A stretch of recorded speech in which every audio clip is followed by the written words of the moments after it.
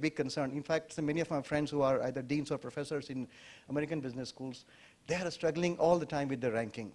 In fact, there's a huge discussion we can have another day, but it is ranking that is driving them crazy. People are getting fired or killed because they move down just one ranking, because everything depends on that.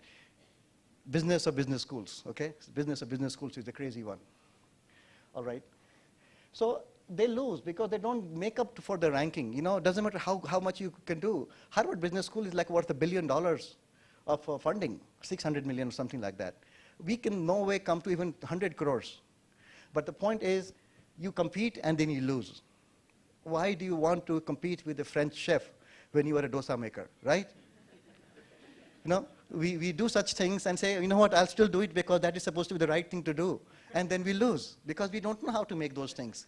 And whatever you are good at that can, you know, has been good for centuries, you say, that's okay, that's not cool enough. That's the cool stuff. And you lose constantly because you compete in a game that you're not good at playing. So they lose.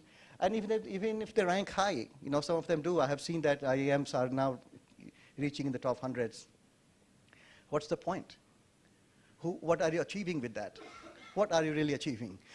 There is no Indian person who has given even a 5 or 6 crore to a business school in India. But the same guys go to US and say $100 million. I know one of my earlier employees, he gave $4 million to Wharton 15 years ago. And they said somebody else gave $100 million to, I think, in NYU. Indian guys giving to American institutions, and Murthy also has given. So they go out there and give money because they get names and fame, but nobody gives you any money here. So we keep trying to become like them, and they don't care for you. That's my thing. Research in business, not in science or engineering, but research in business or economics is very society specific. It is not, you just look at some data from New York Stock Exchange share prices and you find some correlations and discover that there was a management intervention, et cetera, et cetera. Those problems are their problems. Their parameters don't apply to us. We keep thinking about, you know, becoming a thought leader in a business management school, hoping that someday they will be invited to give a talk in Chicago Business School. Doesn't happen. So why bother? Why don't we just rebel and say, you know what? I'm giving up competing with you. I'm going to stick to making dosas and idlis and khichdi, and I'm doing it so well that I can feed 125 crore people here, rather than making French cuisine, which I don't know how to make those sauce. So I think, consider rebelling. You know what? Why bother competing in that world? You are doing very poorly anyway. You're sucking up to some white professor. Hey, can I just talk to you? And who are you? Oh, I'm a dean of this great business school in Bangalore. But you're still sucking up to a lowly professor in Chicago. That's not fun, right? But we do that. So focus inward, because your objective, I think I'm saying it in the next page. Your objective is not to publish and get some fame, but your objective is to add value to your society that you're living in. That's what an education institution is supposed to do, is to add value to the economy. So you create theories, create parameters, measure things, do your research, everything that adds value to your economy and your society. Pure academic excellence riding on nothing means nothing to anybody. If you are able to get a published huge in Journal of Finance, which used to be published from my university earlier, I used to be part of it, it's a global journal, who cares? It doesn't apply to your things. So you may get someday to visit that university because you apparently have published, and you can tell your neighbors, but seriously speaking, it doesn't help the country, it doesn't help the economy, and this is a completely useless exercise, and as society we should rebel against the research that our taxpayers fund into IITs and IIMs that goes into such kind of academic research which doesn't help our society.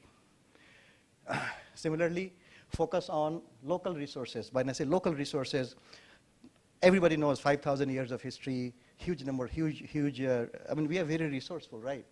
Our own energy, we have, you know, if you look at any economy, the few things are foundation of the economy. One is the minerals. From minerals, you make silicon chips, or you make cars, or you make, all of these things are based on those minerals, basic materials, right? So more of that, and more of energy. And more of energy, because energy is, most economies actually end up getting measured by the number of kilojoules that they consume per capita, per hour, whatever, right? Because energy consumption is the foundation of any economic growth. All of that, but you know, those are a very linear way of thinking. Okay, Indian economy needs to grow, so we need to increase the money supply so that the bank lending rate. So that is one way of looking at it. That's again a Western model. Next model is, okay, we need to you need to become, you need to consume more. So by consuming, you're buying more, you're putting the money in the money supply, and therefore so these ideas are very linear, borrowed ideas. I'm not even a judge to say that they are bad ideas, but we need to validate them and ensure that they really apply. It is like, putting diesel in a petrol car. Do you even know that it is going to work? But we keep forcing it. Indian academics also get frustrated when Western models do not fit into find an application in here. So they read all these theories in the Western books. Say, you know what, nothing seems to be applicable here, because how do you apply some things like that? And that is one of those things where, okay. So ultimately, my conclusion of all this is that Indian academia is very outwardly focused. We believe that our achievement is by getting published in a foreign journal, is getting invited to speak at a foreign conferences and seminars or universities, like 6 months teaching. But we don't look at the value that we bring to our economy. No country does research for others. Why would America do research for others or Britain do? But we do it for them so that we can get published, and we do it from the taxpayers' money, who are already very poor to begin with. So that doesn't make any sense, and we don't have a governance process around it. So in terms of academic institutions, what do? I think we need some role models. We need role models to say what is an ideal academic institution, what is an ideal academic professor. I know in IIT Kanpur, we had a professor called A.P. Shukla, who I used to work very closely with, and he was considered completely uncool professor. But his objective, he used to spend, other than teaching the classes that he taught, which he was good at, he used to spend a huge amount of time focusing on how can science and technology generated by IIT Kanpur can be relevant to the society. And he used to end up talking to the villagers and this and that, and people thought it was so uncool where he could be going to a conference in the US.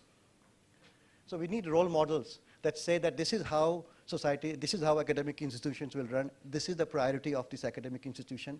This is the kind of culture I'm inculcating. This is the kind of mindset I'm building so that they are more focused on India and Indian objectives, Indian priorities. So that was for actually academic.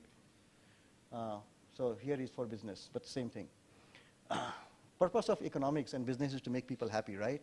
Why do we do business? Why does economy do, we invest in economy, grow things. Everything that we do around in the area of economics and business is to make people happy. That is the one-liner foundation on which you grow your business models. And like I said, the lower level needs are innate. For example, you need to eat. You need to protect from extreme temperature so you can survive. So other than those survival laws, which are very close to the laws of physics and some laws of biology and chemistry, everything else are society-driven. Social science, political science, our economics, everything other than seriously physics and some areas of engineering, everything is society-driven. So, but then our research also has to be society-driven. We need to have society-specific solutions rather than purely academic solutions. And then this one example I gave, which once again, I don't want to challenge this mindset, but consumption-driven theories, I think I talked about it a little earlier. Consumption-driven theories that we're supposed to boost the economy by increasing consumption, they lead to overproduction, excessive use of energy and material, and they pollute more, they hurt sustainability. All of these things happen, but that is considered an excellent theory of economics, because when it was made 100 years ago, there was no issue of such challenges. Why bother following it now? Can we not think completely non-linearly, say, you know what, I'm going to remove my Western education and see, this is the problem there is. We need to feed people and yet breathe fresh air. Okay, how do we do that? Start something like that, and you can develop solutions that may work out for you. I don't have answers, but the point is, we cannot download foreign laws and foreign principles and theories and say, okay, let me customize just a little. I think that's the next page.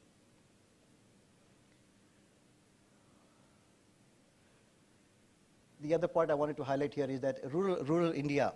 So if you talk to any business management meetings, or even you go to Unilever or Procter & Gamble, all of them say, you know what, everything is good, but the problem is, they start with this idea, the problem with India is, can you believe half of you talk like that too? everybody says, you know what, the problem in India is, I was like, are you an expert in international relations? Why do you start your statements like that? Which country are you comparing with? How many countries have you observed so carefully that you're able to make an educated comparison and say, you know, the problem with India is, the guy would have never left Bangalore ever. But he would still make a statement because for them that sounds like as if everywhere else is the world, and since I'm highlighting the bad things, I'm going to attach the word India to it. That's exactly the mindset. You don't know anything better. However, something is bad, you attach the word India to it, so that gives you validation that you are above that level of a problem. You're beyond India. So that mindset, we have to fight. I also mentioned here that other than beef and software, we hardly export much, right? We're the world's largest exporter of beef, and then $100 billion or so of software, which is less than IBM or SAP or Microsoft, or it's one-fifth of Apple. So we are very, very tiny for everybody in Bangalore and Pune and Mumbai and Delhi combined, right? How many people, 2 million people we employ in IT? All of that still is smaller than what Microsoft sells or IBM sells or Google sells. So we take huge amount of pride that, oh, we are very global, we are exporting things, and therefore we need to teach our children to be the global business leader, therefore the English education is required. Ask anybody. Oh, everything is global now, so we have to speak English. I said, man, which global? How are we global? We are barely global. We are not global. We do nothing global. China, I recently, 2-3 years ago, Anil Ambani had acquired 2-3 movie theaters in New York and New Jersey area, and he was getting more into movie theater business, so maybe 10. Small company run down places, and there was big news about, oh, India is expanding into USA and everything else. And just like 6 months ago, this one Chinese guy does one click and he buys the entire movie theater of USA, right? The AMC. The AMC has 1,200 theaters or 12,000 theaters. They are like in every city and every corner of the cities. And nobody talks about it because, our targets are very low. We target so low that one guy going to US for an education gets a garlanded, welcome when he comes back home. I mean, what have you achieved? They did all the education. You simply paid for it, right? But how are you going to take advantage or take pride in doing so? You just happen to have that money. So we target very low. We believe that, okay, a job in a MNC with a professional company is good enough as an aspiration for us. We don't intend to create higher value than that. Most of us we are targeting very, very low for as a country, as a company, or even as individuals. So finally, I think I talked about this again. So even in business, we need role models. So in academia, I said we need role models that describe and highlight the Indian mindsets, the Indian culture, the Indian traditions, the Indian knowledge, and huge respect for Indian anything. That will give us the perspective of the students who are studying right from the very beginning that we are just, we're not our knowledge is not an extension of Western education. We have 10 times more or 1,000,000 times more, and we don't even invoke any of that actually. Because in fact, people used to make fun. Oh, so after when you go to BA, BSc in physics, how would you even learn things like momentum and force and it's like, Sanskrit has made 100 times more words than English, right? I mean, there are words. We just don't read them, and you make a fool of yourself by even asking me that how would you. The whole world reads in their own language. I remember I went to USA for a PhD, but then changed to MBA. So 3 years I was in the PhD program, and large number of Chinese students and Korean students were good friends of mine. They would go to classes, they will understand a few things, they'd come back and quickly read all that stuff in the Chinese books. They read Chinese books, even in PhD levels in the USA, they would read everything in Chinese language. And you know what, they're greatest scientists. I moved on, maybe I said I have another career in India, I would not get a job properly if I were to do a PhD, I would to probably teach in Kanpur University or something. So most of the Indians moved on doing something, they have gone back and they have, in top 100, they are like 10, 20 universities. They are beating America and everybody else, and they speak their own language. So that's our success of English speaking. So need role models in business that define their priorities suitably. They define the culture for their organization. They define, once again, not undermining anything Indian. Everybody knows this, but we are very different. We are unique, and we are great. So in my view, India is already a Vishwaguru. Like he said, we need to see how we can become a Vishwaguru. I think we are already a Vishwaguru. Oh, thank you. but we have an inferiority complex. So we are Vishwaguru with an inferiority complex. Like, we are a Chanakya, but we are too afraid to talk about what we think or what we know, because we don't even know. Okay, so the guy in front may not appreciate me. So this mindset has to go away. We have to have that aggression. We have to have that perspective. We have to be, forcefully in presenting ourselves rather than suffering from any of this. And I say, focus on India, rest will follow, like China does. I'm a huge fan of China. I have been up there a few times. I couldn't even say station, train station. I used two words in the richest country in China, and that train station was like 50 to 100 meters. I say train station, metro. I was trying to speak as slow. Someone said, oh, train station there. They didn't do that. I have no idea, because even the word train, they don't know. That station, they don't know. But when I actually got to the train, I went only 3 stations, and I realized it was 40 kilometers already in 15, 20 minutes. So that is what Chinese language and Chinese culture, I mean, obviously everybody's impressed with China these days, but my experience was more cultural than the fact that.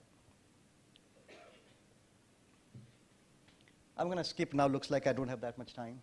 So, okay. Thank you. I will state with this.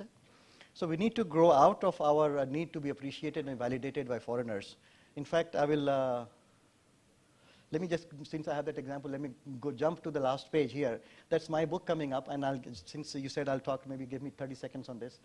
This is my book, comes out in, like he said, in 2-3 weeks. So I'm an author, and there's another author who is a professor at the University of Oxford.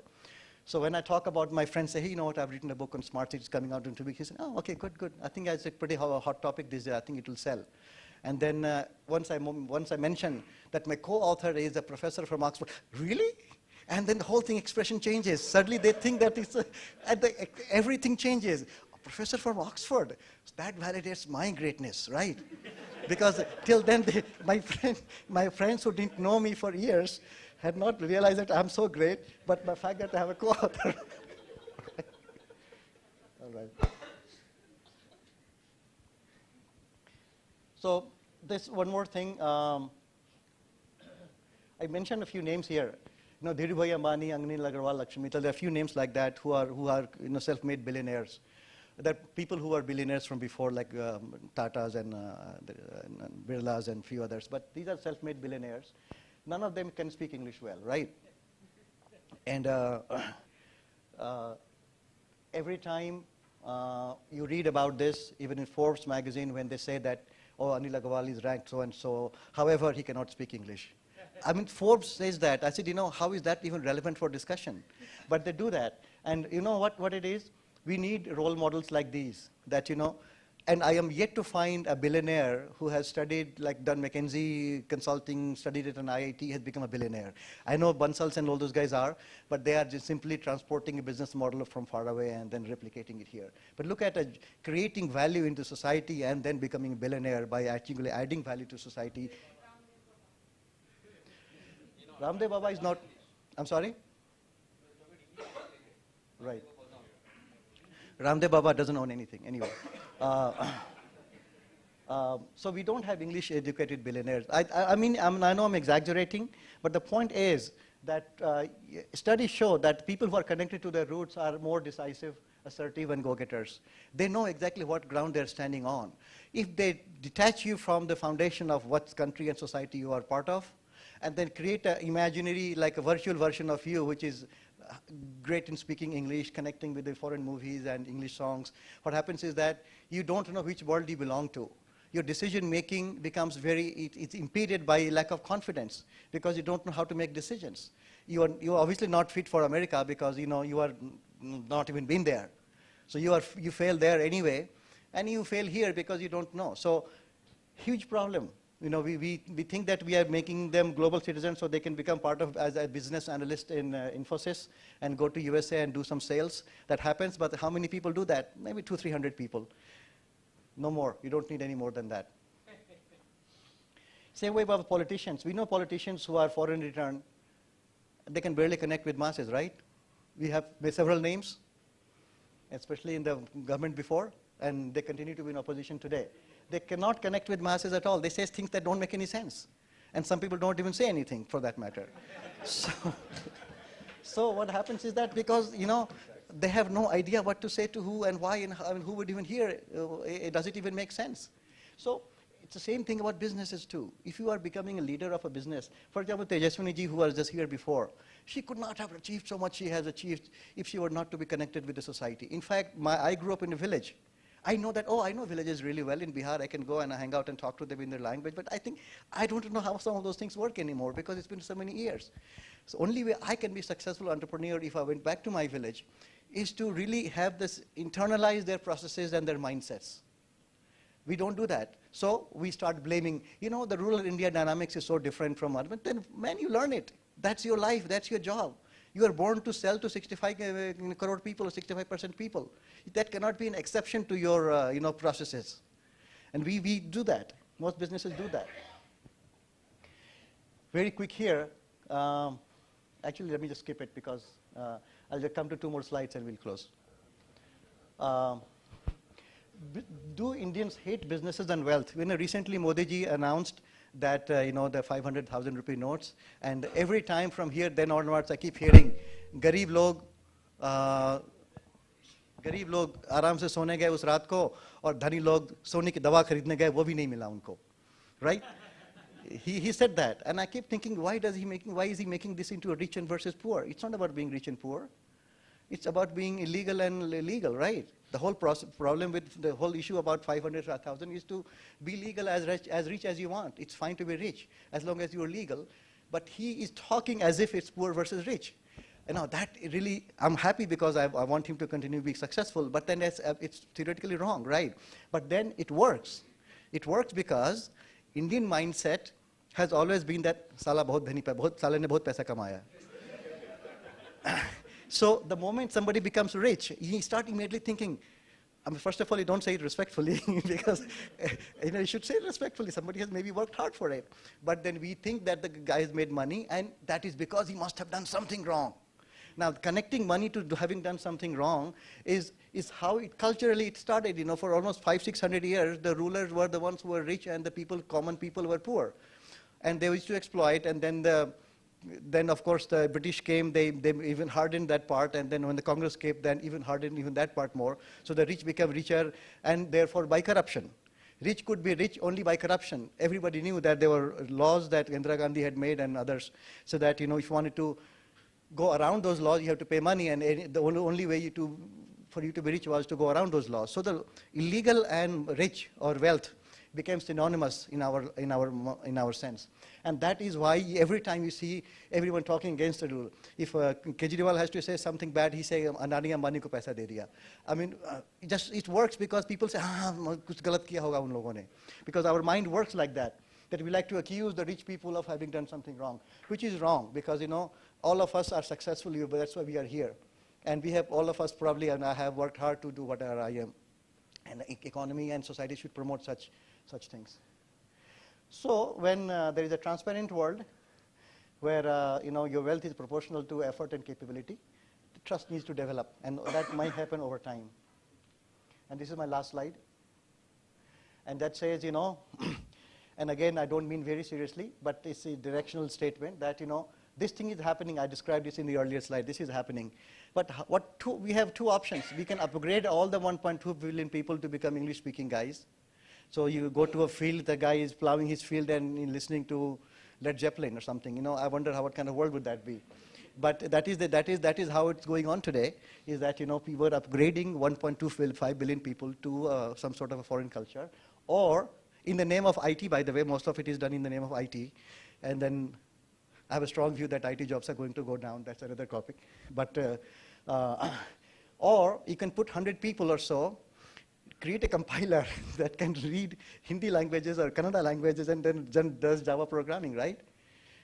How about that? That's very little. In fact, when I was at Reliance, I asked for 5 crore of funding to do that. I didn't pursue it much. But the point is, we can develop our own everything. Everybody laughs at China for not having Facebook. But you know what? They're not struggling. They're happy people. They're happier than us. You know why? Because they create their own Facebook. They don't use Google because they have their own Google. They don't use Amazon because they have their own Amazon or even higher value added than Amazon. So focus on your cultural, focus on your strengths, focus on your culture, focus on your capabilities and your language and food, people would follow you rather than you following $100 billion out of trillions, okay? That's all I have to say.